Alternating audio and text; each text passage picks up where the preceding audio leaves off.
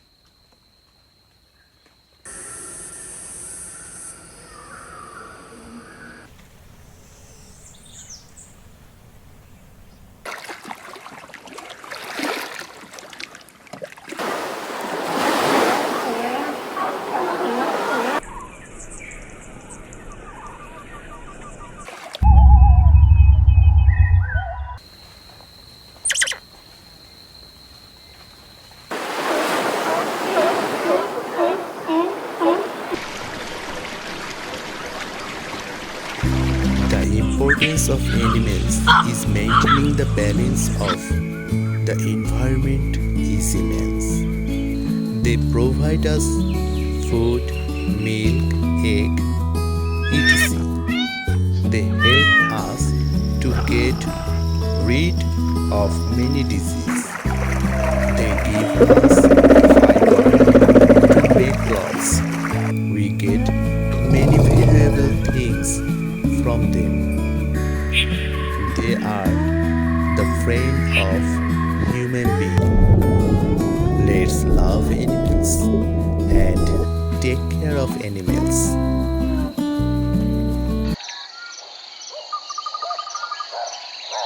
Mm-hmm.